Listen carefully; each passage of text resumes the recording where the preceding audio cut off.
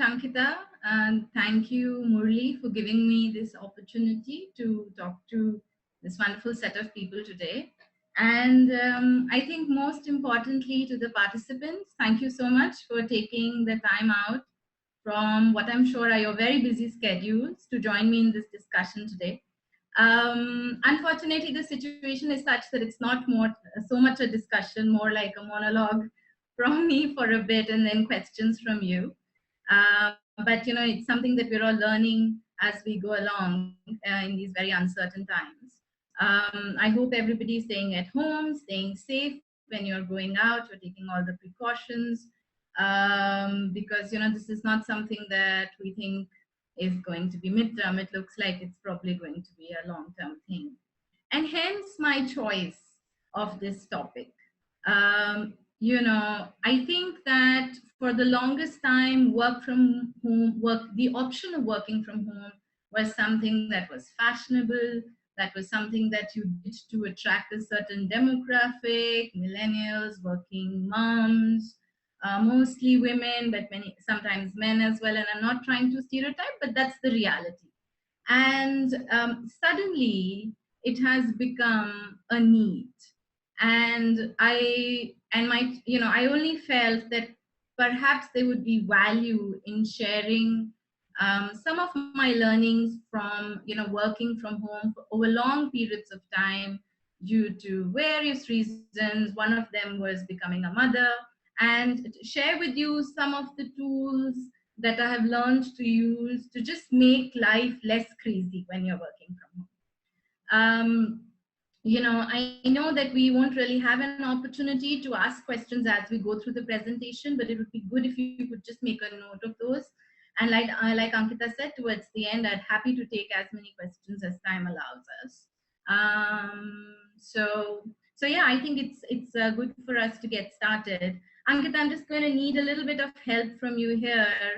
I just want to get a sense of how many of our participants have really worked from home before COVID, like pre-COVID.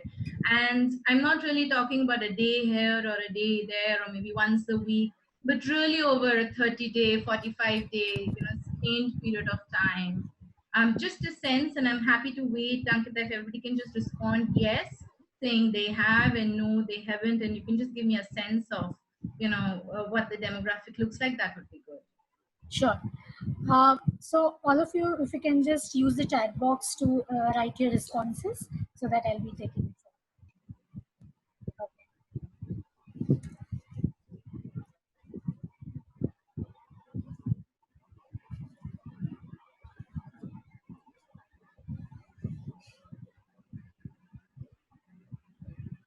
I probably would not have had this awkward silence in a classroom. No. So people are busy responding in the chat box. So yeah. So most of the answers are no. Okay. So far, yeah. Okay, good. So I'm hoping that this session, will probably add more value because, that's probably not going to be true in the future, that most of the people on this call would, be working out of office. It looks like, irrespective of what life looks like after COVID, I'm hearing a lot of organizations changing strategies to encourage people to work from home, to set up technology and processes and people practices, empowering leaders to be able to manage people remotely. So, let's then just dive into the topic and take it from there. So, okay, good. So some quick points of discussion. Really, I just thought it would be good to just outline some of the key points that we're going to be talking. One, I thought we'd spend some time talking about some common perceptions that people have on individuals or the process of working from home. Therefore, how work-life outcomes differ or what similarities are there between working from office and working from home. Some realistic expectations. And you'll be amazed at how different some of them are from common perceptions when people believe that you're working from home. And a recommended approach or some tools that I've learned from my peers or other people in my network or family who work from home over long periods of time that have shared with me to just make it much more manageable. I would not, just a disclaimer, I'm not really going to talk about how you can make your work life from home more productive. I think there are some wonderful sessions that have happened. There are some wonderful sessions that have also happened around mental health on this platform. There's a lot of literature out there on how to manage your workday when you're working from home. I'm not going to spend time on that. I'm only going to talk about just balancing the two. And more importantly, some challenges that you can foresee, some triggers to watch out for, and you learn as you go along as you do this more and more. So let's talk a little bit about some common perceptions of work from home. My favorite is the last one. Working from home, very lucky, and a wink wink with it. Assuming that you're really lounging around in your pajamas, watching Netflix or reading book or pursuing some hobbies or playing with your child, and all your deliverables, all your performance goals are irrelevant when you're working from. It's far from the truth. I'm sure you have experienced that over the last 2 months. I mean, I think everybody on this call would have experienced it. Unlikely anybody's gone to office or worked out of an office, and you know how untrue it is. But for those of us who worked a little bit, have often heard this: not fair, why don't you come to office, etc. The other one is that it's easier to manage your work and life balance when you're working from home. In some cases, probably that's true, but mostly there's a reason that you're working from home. Now global lockdown aside, the reason you're working from home probably is that you have either a young child or you have some personal responsibility that needs you to be, working out of home. It could be elderly parents. It could be anything. So those are additional responsibilities or needs that externally are required, you are required to fulfill. So it's not necessary that you may be working from home. The pace of work is slower. That's hilarious, isn't it? Because what we've learned really over the last couple of months is it's probably a little bit more hectic. There's more personal time. Not really. Once time is flexible, that's dependent on your job. If your job allows you that flexibility, you would probably have that flexibility if you're working out of office as well. It doesn't really change, just because you're working from home. Um, it's easier to maintain work-life separation. It's actually the opposite. And we'll talk a little bit more about that. I don't want to keep repeating myself, but that's something that I want to spend some time on. It's low stress, unlikely. Everyone wants to do it. Probably everybody wanted to do it in the beginning of the year, but I think everybody's had a taste of it, and now it's a very, very personal choice, whether we would like to work from home or not.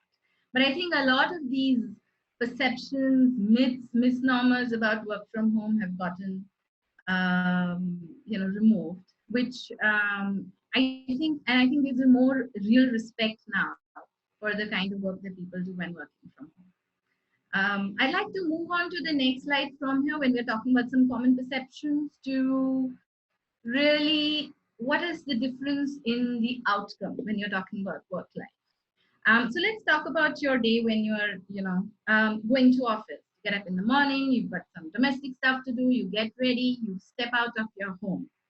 And there's a flip that happens, which means that you've switched off, most probably, your personal brain and your professional brain has come. Some of us may use the time on commute to, catch up on emails, just give directions or instructions to the team for the day. You may also just, call up, make some personal calls, call your parents, or just use the time to center yourself. And in Bangalore, we know that commute could be anywhere between 30 minutes to 2 hours. So it depends on how you use that time. But you're moving away, as you're moving away physically from your home, you're moving away also mentally from your home responsibility. And by the time you're in office, you're mostly in your work mode. And the same happens in the evening as you're moving away from your office. You're now moving into more and more into your personal time, your home. If somebody calls you, say at um, 6 o'clock or 6:30 in the evening, you'd say, oh, I'm on my way home. We can talk now. In 10 minutes, I may not be able to talk because I'll be at home. And the person on the other line would respect that. That's true for the morning as well. If somebody looked at the time and said, "Oh, it's 8:30," Chavi is probably getting ready for work. Let me call her in 30 minutes when she'll be on the road, and you'll probably get that call at 9 o'clock. Once you're home, everybody knows evening time is your personal time. If your job requires, you may log in at 9 or 8 or 10 for a little while in the evening, or just check your emails, maybe join some calls. But you're in your personal time now. When you're working from home, it's very likely that your day will start earlier, which means nobody is going to think, oh, it's only 8:30, and let me not call Chhavi because she may be getting ready or on the road, but say, hey, she's working from home, so let me, call her now. Or in the evening, hey, she doesn't have a commute, so let me call her now, which means that, your days typically can end up becoming long. The most challenging thing on the outcome is there is work life integration, which means that you can get distracted by the doorbell ringing, by your look. This happens to me when I'm at home and I'm working. I hear my daughter crying, and I'm immediately distracted, thinking, what's happening, what happened.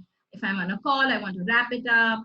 If I'm doing some work, I'll stop it and I'll go and see what's happened. At work, I probably don't know she's crying, and whoever's taking care of her has managed that. And that's where it becomes fuzzy and challenging, when you're working from home. And this is something that you need to guard against and be cautious about, but most importantly, be prepared that this will happen. I'd like to move on to our next topic of discussion is around some realistic expectations. So, like I mentioned, that you can expect longer hours. The whole idea that work from home gives you more me time is not necessarily true, and that's probably because you have increased responsibilities, and there are higher expectations from work there, because it's a privilege. So like I said, there are perceptions about working from home, which is you're being more casual, you're more relaxed. We need to keep more of a big brother eye on you to make sure you're meeting your deliverables. So those expectations are higher because you've been given that privilege. And even on the home front, the expectations are higher because you're at home. So really, why couldn't you now do some of those things which you said you can't do because you're working from home? And this is true for men or women. I mean, I found many times telling my husband as well, you're working from home, can't you get this fixed? And he'd say, but I'll do it on the weekend, I'm kind of busy right now. And that's true for men and women as well. So there are higher expectations, there are greater responsibilities when you're working from home. There is therefore a potential of greater stress as well. And that's something that is very important to be careful and to guard against.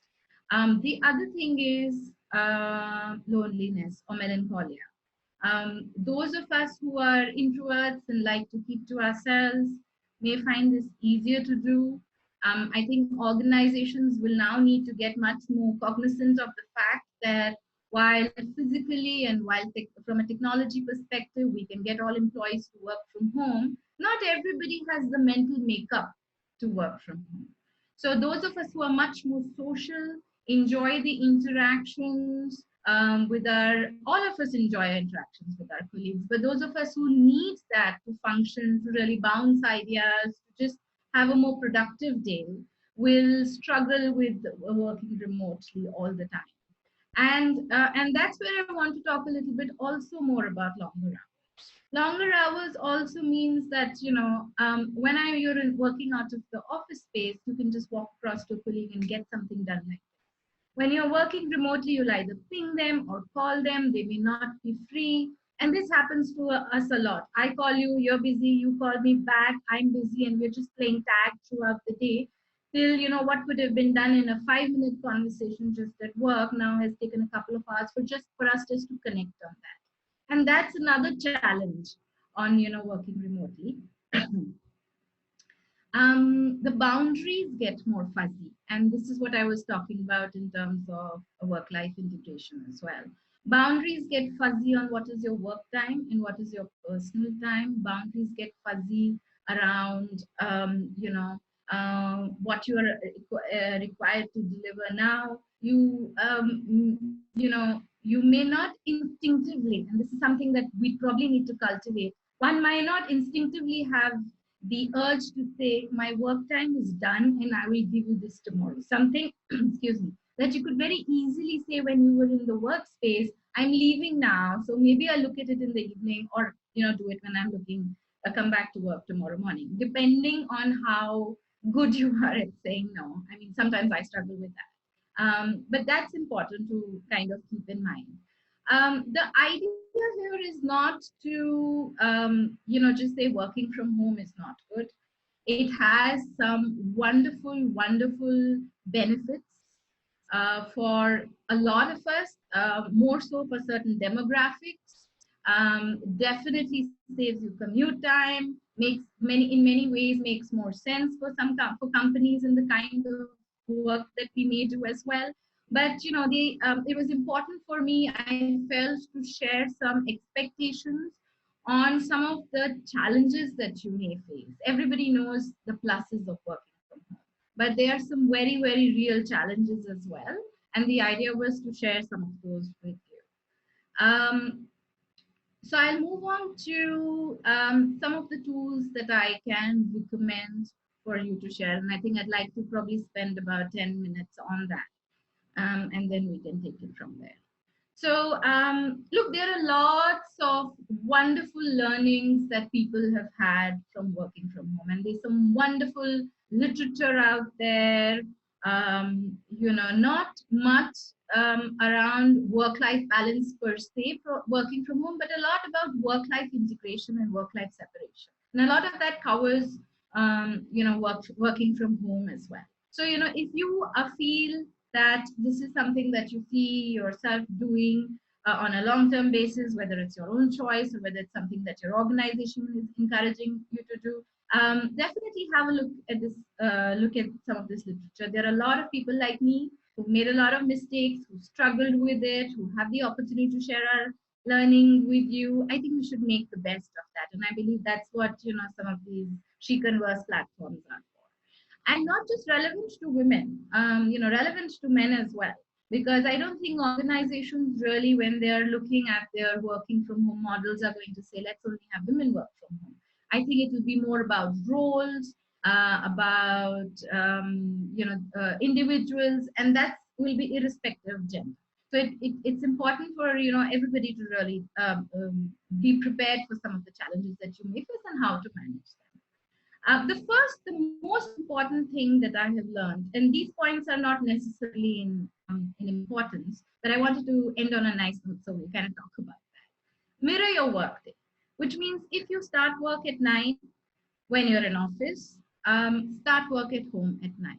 It's very, very hard and very, very difficult when you find that you have an extra 15 minutes or 30 minutes or 1 hour, say at 8 o'clock, to resist the temptation to check your mail or to log in or to start setting up calls earlier. Please remember, everybody's not working from home. It's a very frustrating thing that I have heard back from my team saying, Chhavi, we're still on the way, so we can't have calls at 8. Let's just start our first call at 9 or 9:15 or whatever. It was a wake up call for me, because I realized that not only was I starting my day earlier, I was kind of unconsciously or not deliberately making my team start their day early as well. So and it's very, very hard to resist that temptation. And all of us, when we get up in the morning, glance through our mails, and probably I do it to make sure that there's no fire that's happened while you were, getting your shut eye. But don't start your formal day. That's my recommendation. Earlier than you would if you were working from home, and don't end your formal day as well later than you would if you're working from office. So that's the start point and the end point. The in betweens are important too. Most of us, have lunch with our colleagues, and there's usually a set time for it, 1:30, 2, whatever it might be. Please make sure that you are, trying to follow that as much as possible. If you are, have your breakfast at 8 or 7 or 9 or whatever, have the breakfast at that time. Please make sure that you take that time for lunch. I don't want to spend too much time on what you're going to do in your work day, because, like I said earlier, there's a lot of literature on it in terms of taking breaks, managing your fitness, connecting with your colleagues.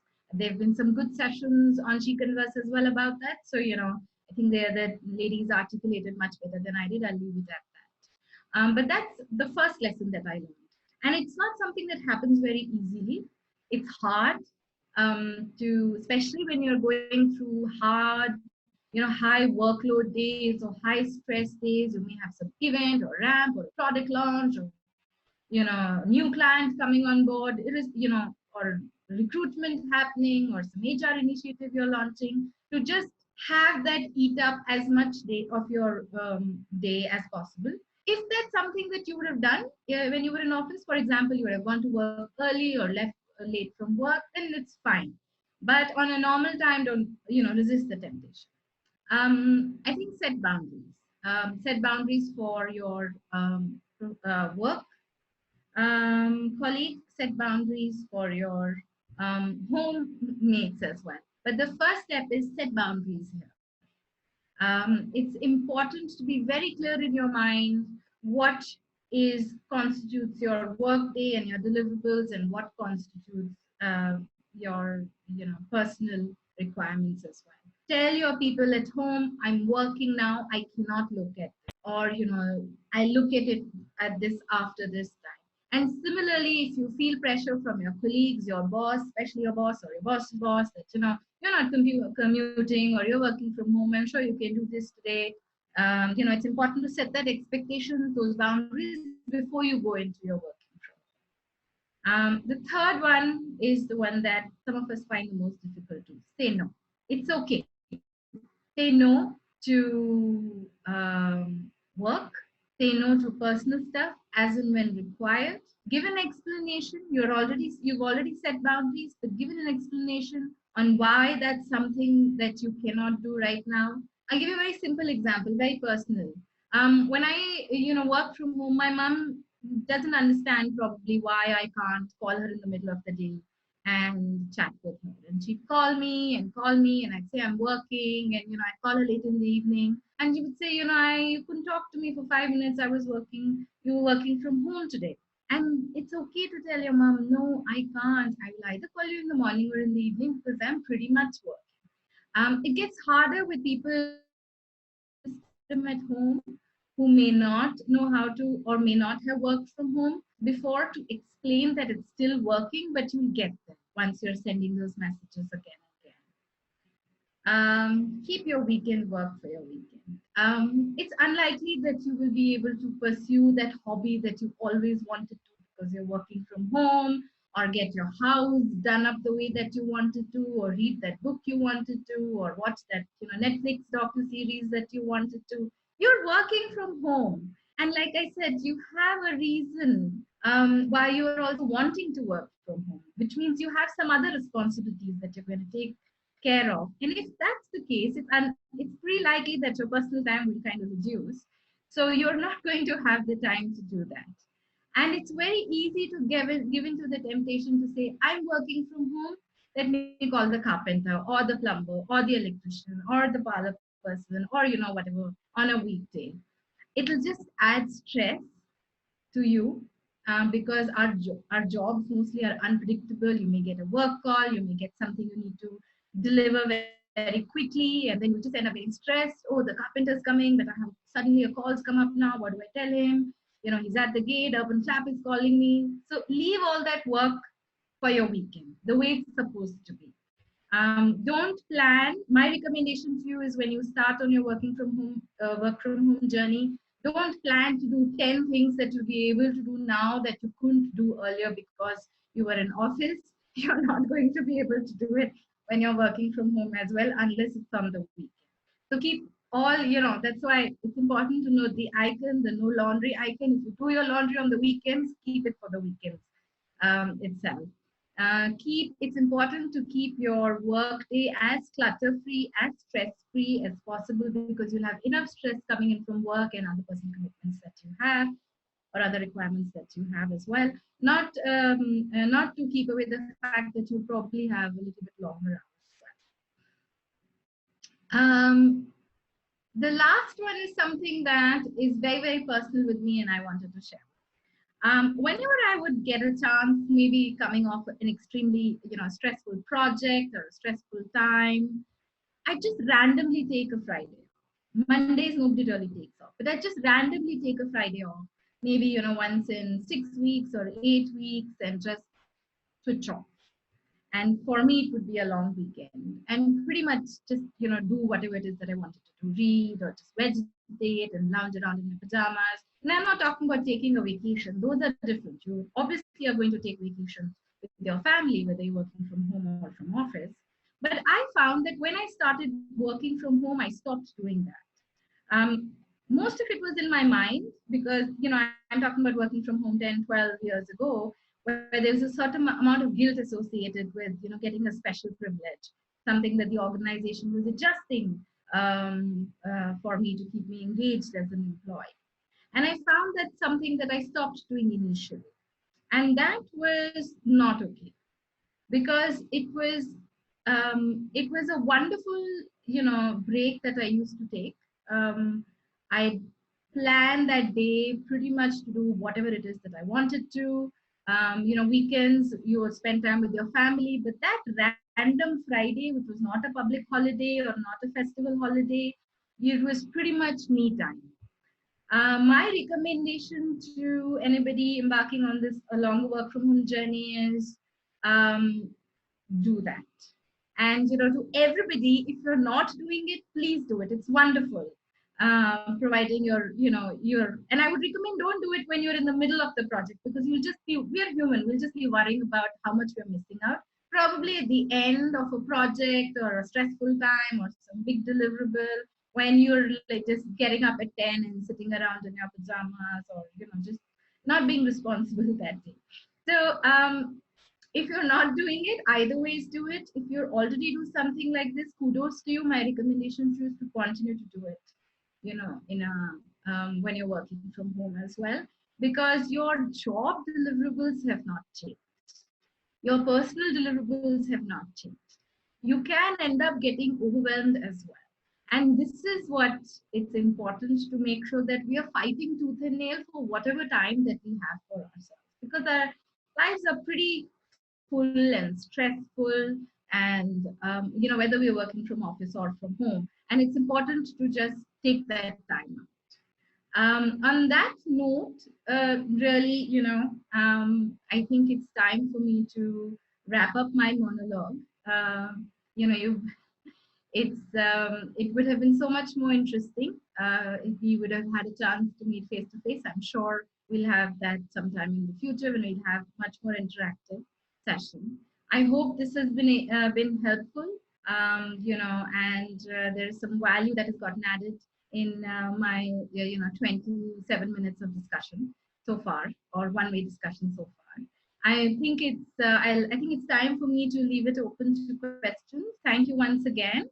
And Ankita, over to you if you can help me with that, please. Sure, Chavi. Thank you so much for this very precise, and I think we all needed to hear this. I think we'll open this to questions. In case you have any questions, you can start using the chat box, and then that's how we can open this as a conversation. Yeah, there is already a first question, Ankita. You can read out.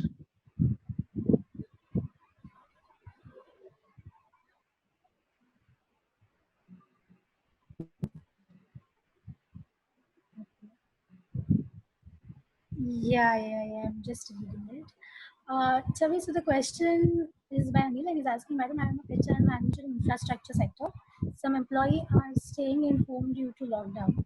We paid April month wages to employees for them. Now for May month, we have to pay salaries or not who are at home due to lockdown. Um, Okay, Anil, thanks for that question. I'm not sure I'm the right person, the expert actually, to really answer this question. I would recommend that reach out to your labor team or your management on paying wages. My assumption is that if they're your employees and if they're working, you're required to pay them wages. But in an infrastructure sector, I think you should reach out to some more formal advice on how to handle this. I am afraid that I'm not really the expert to handle such labor related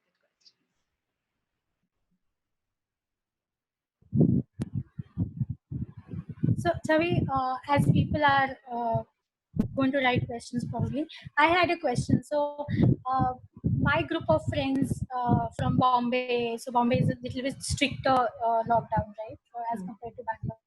So, the general conversation is like people are working from home. Obviously, the working hours have been increased because there is no like checkout timing and such. And having said that, there's a major block in people's heads when it comes to taking leaves, because from their perspective also it's like the management doesn't know that I'm working 8-9 hours straight from home. I must be taking little breaks here and there, but that doesn't mean that I'm not working. But then the general perspective from management side is also like, okay, you're already home, then what is the need of that leave where you're not going to log in at all? So I think that mindset somewhere is coming in between, if like before even the action being taken. And employees are a little taking a back step saying, okay, I don't need to waste my leave right now because I'm working from home. And the management also may be thinking from that point of view. So how can we solve this thing, or what is the system change that we need here? I think it's a fantastic point, Ankita. Thanks for raising this. And you're absolutely right. There are some, mindsets and perceptions about working from home, and largely the assumption for the longest time has been that somebody who's working from home is not really as productive as somebody who's working from home. And while COVID has been a terrible situation, one of the interesting things that I'm now hearing from a lot of people that I know is how their perceptions on working from home is changing. And here's why it's happened. Um, Earlier there would be a group that would work from home and there would be the rest of the people who would work from office, and probably the people who had this kind of a mindset had never really worked from home other than a day here or a day there, or just when they had half a day or had some personal work in the morning and said, I'll just log in from home. Now everybody is working from home and has worked from home pretty much for the last 2 months, and the organizations have asked them to deliver to their jobs. So it's been a wonderful eye opener, hopefully, and that's what I'm hearing, for a lot of this mindset around working from home. That actually how it is much more challenging. It does not impact your productivity, and it's not as easy as one had believed that it would be. So I'm really hoping that this is a silver lining that I see in all of us being stuck at home for 2 months. And that's just, I think how we need to approach this. Otherwise, the world right now seems to be a very scary place and it's very easy to get paranoid. Is that many of those naysayers have experienced work from home now themselves, and not the chilled out work from home probably that you do Friday once in 3 months, but hardcore working. Just your physical space has changed, and changed their minds. And I think the fact that there are organizations that are just waking up, saying this, why can't we just have this model? When we're doing this. And look, not all jobs can work from home. I mean, Anil Yeah. asked the question. That was very, very relevant as well, because in infra, how do we get people to work from home? It may not be possible, or manufacturing may be a challenge. It's not possible, right? But let's just assume that we are for now talking about sectors that allow or have the flexibility of working. So, and that's really the point that I was trying to make before I kind of started to go off tangent, is that I think some of those mindsets will change. Organizational mindsets are also changing, not just individual leaders or individual colleagues, but organizations mindsets are also changing. and this is something that that organizations are beginning to evaluate real time. So that which we should take care of some of those mindsets as well. On taking leaves, and this is very, very critical, because like I said, there's a certain amount of guilt also that we have, right, when you're working from home and everybody's working from office, if you've not done it on a continuous basis. I saw in comments there's some folks who, like me, have worked from home for a year as well. And I think that's the point where first our mindsets need. I am working. I am not in office, but it's not like I'm chilling at home. I'm working, which means I deserve that time off. I deserve that leave. I should not be hesitant to ask for that leave because it is something that I have earned. But you will not be able to do that till first you've not in your mind rationalized. So it's a big mindset change as well, working from home, for the individual who's doing it. And not the way that we've all been forced suddenly, but even just the preparation of that. If I'd had more time, I would have probably had a couple of slides on how to prepare when you're know that you're going to be working from home, on a long-term basis. It's a subject that I feel very passionately about. But the change first starts here. And I would recommend that's what you advise your friends. Guys, you're all working. You earned this leave. You deserve this leave. Be clear about that in your mind. And then just without a go and ask for that leave because you deserve it. Correct, correct. Thank you so much, Chavi, for this. Okay, I think we have a couple of questions to go ahead with. Can I just read it out to you quickly? Please. Yeah. So there's another question, Bamili, that there's an assumption that work from home employees work more than normal times. Uh, what is your view? Um, I think if you don't look, that's probably true. It definitely was true in the first couple of months when I started working from home, and I've heard this a lot from my friends and colleagues as well. That you end up working longer hours, and we spent some time talking about that as well. If we don't make a determined and special effort to control our hours and our time and set those boundaries and expectations with our colleagues, it'll just go get away from you, and you will suddenly find that a job that you probably worked 8 or 9 or 10 hours at home, you're on it for 14 hours, because let's be honest, the work never stops. Most of us work in global companies. It's not like when you shut your laptop in the evening, your email is done, and you wake up in the morning, there are probably 2 emails. They aren't. Somebody has been working in the US or UK or some other part of the world and has been sending you work to do. So it's not like the work stops. You have to stop.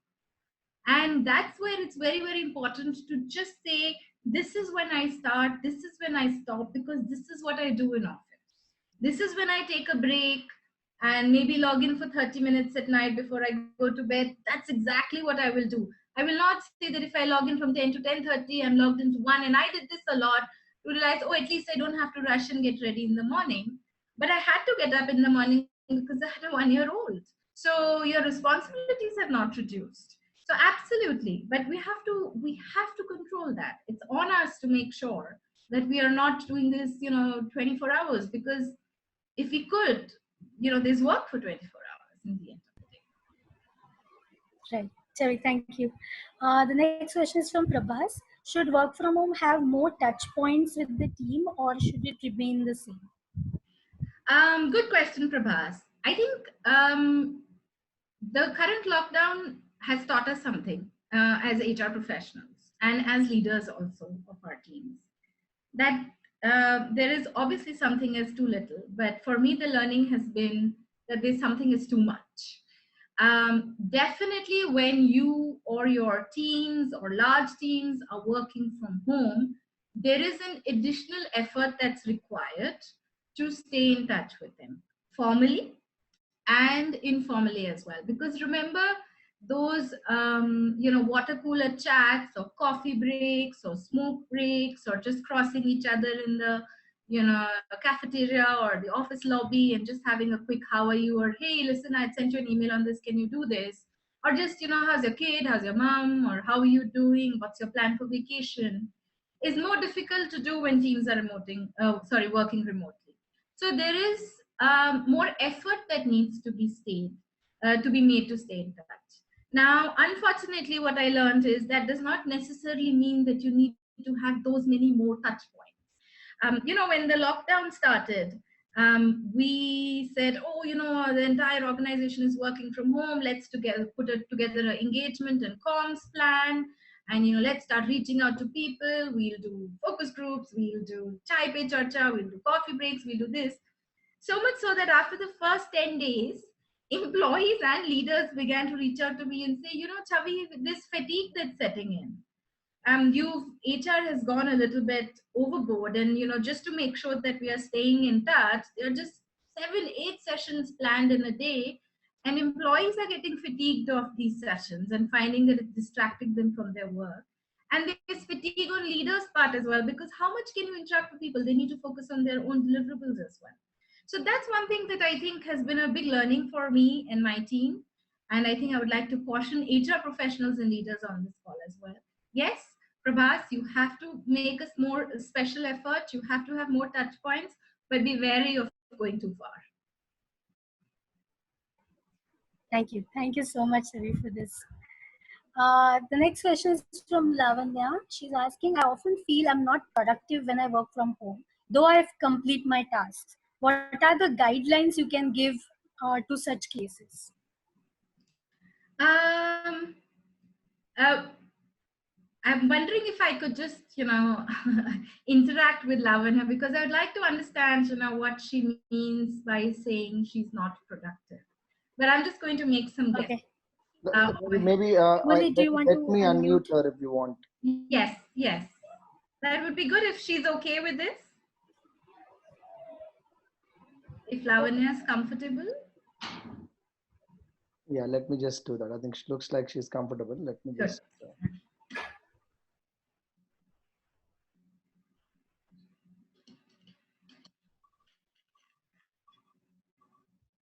Yes, Lavanya, you can speak now. Hi, Chhavi. Uh, Lavanya here.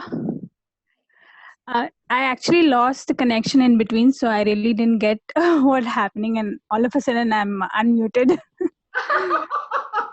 Oh, that's too bad. Okay, so let me just explain. We were just reading out your question, Lavanya, and I saw that Okay. you mentioned that you often feel that you're not productive when you're working from home, although you're able to complete your task.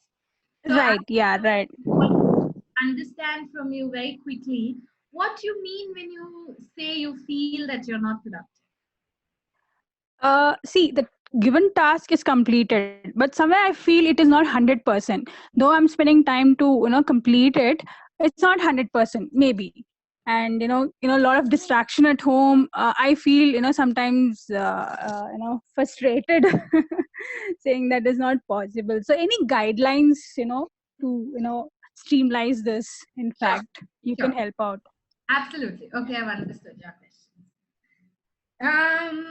That's a very valid point. Look, we spoke a little bit about, how work and life gets integrated when you're working from home, and it is absolutely distracting. I gave an example of how often I still get distracted. When I hear my daughter crying, which would never happen when it's at work. So, Murli, if you're okay for time, I'd just like to spend a little bit time on this. I'm guessing we're okay. Yeah, we okay. I think we have a lot of time. Okay, good. Lavanya, the first thing that's important, and everybody actually, the first thing that's important when you're working from home long time is to mentally prepare yourself for the big change that it's going to be for you. Like I said, there is a mindset shift that needs to happen as well, because it's not exactly the same. There is a reason why offices exist. There is a reason why homes exist. There is a reason for the longest time that we were all going to offices. And obviously, there's a reason why work from home came up as a concept, because there was a need. But the first thing that you need to do in your mind is mentally prepare yourself for those distractions, for not having as many rules, for a lot of the guidelines that we follow at work, for you to create them yourself.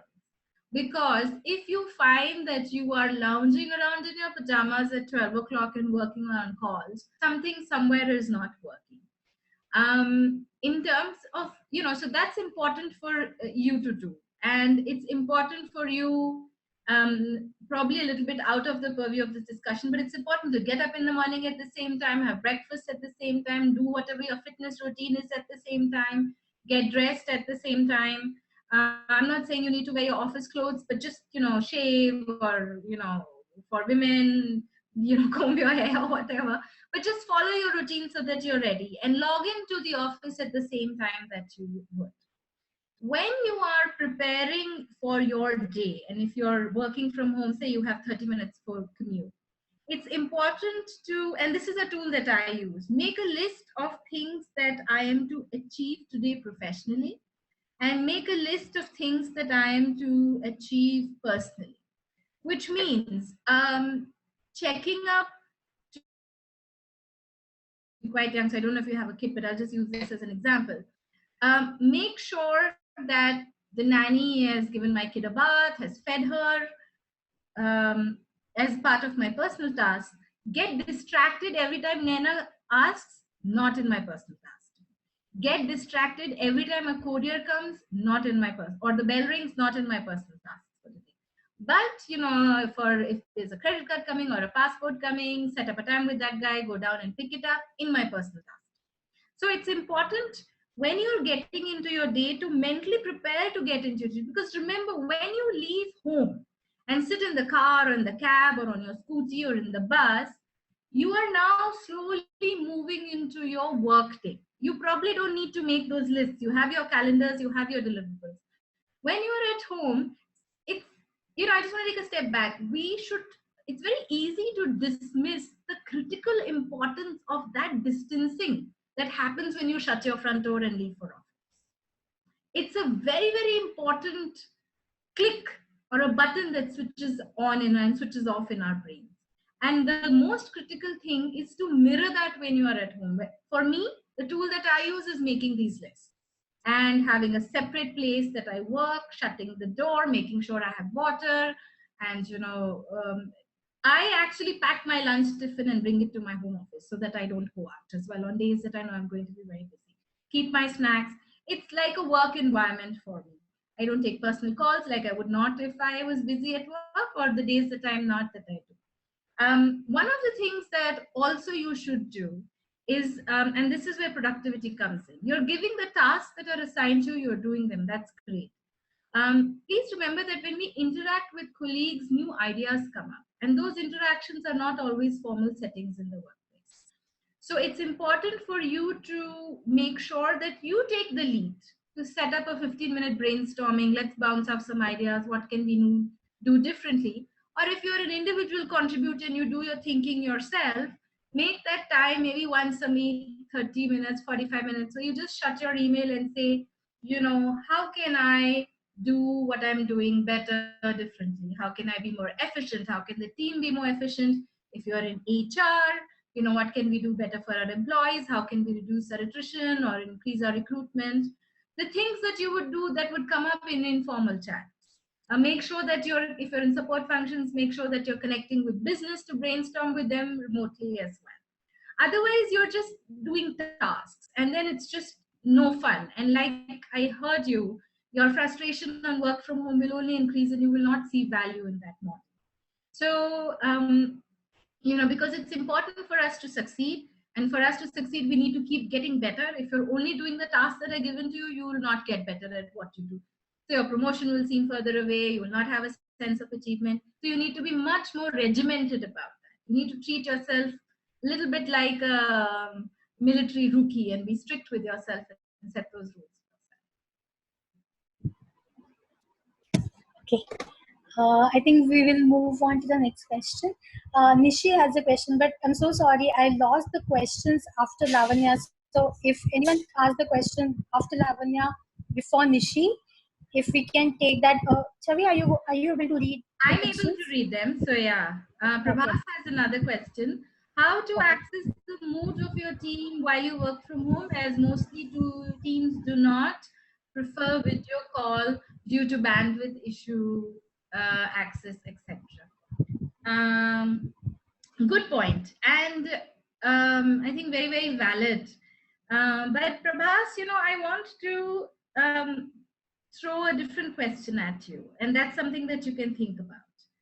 If you had teams that were not working out of the same city as you, what would you do to stay engaged with them or to assess their moods if they were also not comfortable doing video chats all the time? And look, we don't do video chats all the time. It's something that we're just learning to do. And the answer to that question is pretty much valid when you have teams working from home or whether you're working from home as well. It's a completely different animal managing remote teams. And it's not always true that I have my entire team sitting around me and I can look at their faces and interact with them every day. A lot of our colleagues may be in different cities, different geos. A lot of our teams may be in different cities, different geos. How do we make that effort to stay connected with them? All the tools that we've learned for people who work in different locations than us do are applicable when people are working from home as well. And video is not the only tool to engage with them. A number of us over here on the call with gray hair, in, hinting to myself, have had large teams in other cities before even video chat was something that you did other than some major client presentation or some, interview where it was not possible. Pretty much we connected on the phone and you built that relationship over group chats, over just calling people out of the blue and saying, hey, how things are going. And I don't, that's a whole other session. I don't want to get into that whole thing, but just think of that question and the answer to that is applicable here as well. Okay. Right. Ankita, I'm assuming that you can't see, so I'll just move on to the next question. Soma asks, balance is important to keep the productivity, but mostly we are seeing nowadays that maintaining the balance is becoming very difficult. What is your view on that? I think we kind of took this question already, but I'll just quickly summarize some keywords that I use. Be strict with yourself, like a military rookie. Maintaining that balance is the most critical thing on making work from home productive. And work-life balance is pretty much the session that we talked about today. See if some of the tools help you to just switch off and switch on and set boundaries and mirror your work days. I think that's important. Our most important thing is we need to learn to say no. In whichever way we feel comfortable. For someone like me, just saying no, I can't do it works. Some of us are more diplomatic. Use your diplomacy. You're luckier than I am at having that skill, but that's important too. So I'm hoping that some of the tools that may help you with that also. I'll just move on to the next question from Nishi. If social distancing policies go on for a while, how do you measure employee productivity and eventually review them on that work? Do you see this crisis changing the way all teams and organizations operate going forward? Wow, I need another 30 minutes for that, Murli. To answer this question,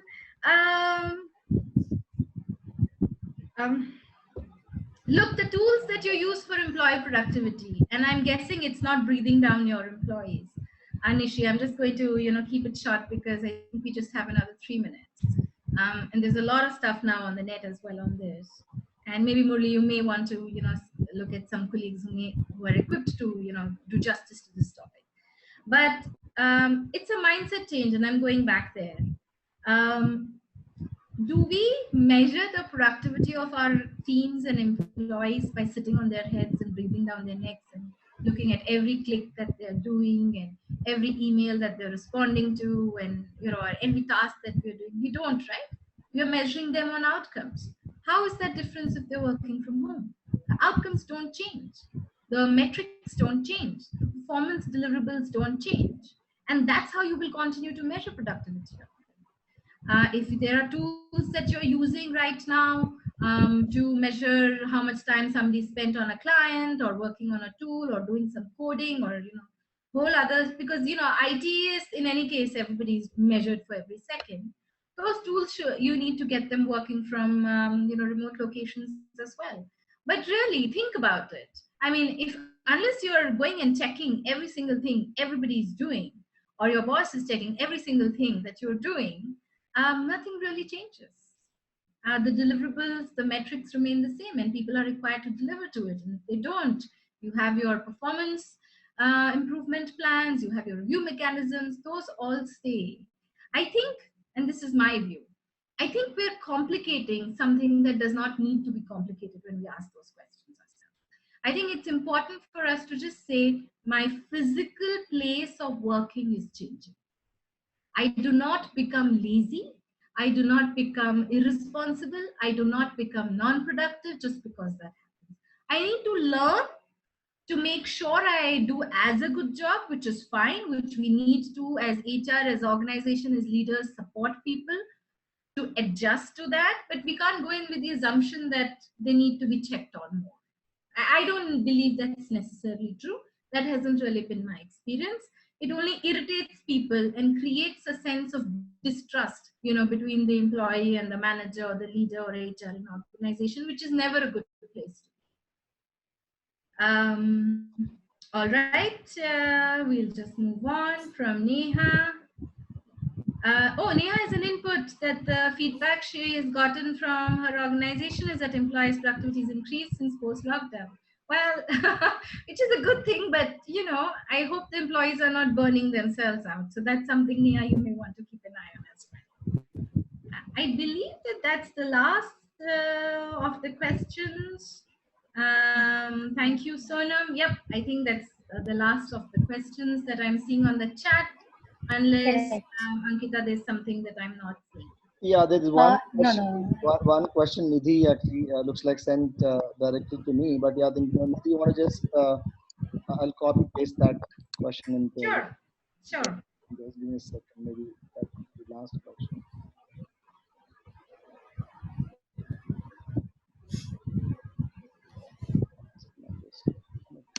While you're copy pasting it, I just let me use this time to respond to Sonam's point that it's hard to people who just want to monitor every move of your people, of their people, and they need to develop trust. We've all worked with people like that. My quick tool to you is, don't wait for them to ask updates. Bombard them with updates on what you're doing. Every 30 minutes, if you have to. Completed this task. This is done. Ping them. Email them. This is done. This is done. It's just easier. It's just something I'm sharing with you. Okay. We did ask the question. We're working from home almost for the last 2 months, and productivity is good because we can call the manager at any time. But from last 1 month, he starts going to the office. From the day when he starts office, he hardly picks up your call. By the time the evening when you're about to shut down, he will call and assign the work, which we have to complete till late evening. Please suggest how to manage the situation. Okay. Wow. All right. I don't know if I should talk to you or I should talk to your manager. But his productivity seems to have gone down when you're working from when you're working from look, it's hard because you have to really think about how much should I push back. It's very nice on paper for me to say push back, say no, explain to him, etc. But only you know how to handle your manager. I can't give you that answer, unfortunately. What I would say is that give it a little bit more time. If you feel that a month is become a trend and it is something happening every single day, then there is no harm in having an honest conversation with him. If he's that kind of person, not everybody can appreciate honesty, but if he's that kind of person, to say, look, I know you're calling me from your commute, but this is something that I will do tomorrow. Or recommend setting up some time with him every day in the morning, a 15-minute stand-up meeting. That's a good tool to use as well. Stop picking up his call. Honestly, don't pick it up. And it's we've all worked with managers like this. and call him at 10 o'clock at night saying, I'm free now. What work do you want me to do? He'll not take your call. Or call him at 7 o'clock in the morning. Because you know what? This is only going to work so far. At some point, I don't know if it's Nishi or Nidhi who asked this question, you're going to say, this is not going to work for me. And you're going to start looking for other opportunities. And the organization would have lost somebody good. If you feel it's not working, have a chat with your HRBP. Unless you are the HRBP, then have a chat with your leader. And there's no harm in talking to an operations leader as well. And it does not have to be a formal chat. Take their advice on how to handle this person, who they probably know then better I will. But if he's not taking your call in work hours, probably a millennial. Don't take his call after work hours, or don't take his call every other day. At some point, I'm sure that's not the gyan that you are looking for, but that's the practical thing that I have done. I worked with somebody like this. That's what worked for me. But it gets frustrating, and I often thought about it not being the best place for me. Not that I'm asking you to change your job, but the organization may have somebody who's frustrated. So make sure you're giving the organization the chance to correct the wrong, whether it's talking to HR or talking to a more senior leader on how to handle this. Don't go and say, I'm complaining. Say, this is a situation, this, could you give me some advice on how to handle it? They may have something more relevant because they know your man. Yeah, I think Chhavi Nidhi is going to apply a job with you now. Yeah, well, I'm I'm on to something else now. Yeah. It's a hard one, Nidhi. It's a tough one. And you have to be quite diplomatic and careful when navigating. And there's no real answer, honestly. I could just give you some recommendations. My favorite has always been the last one. Pick up his call every other day after office hours.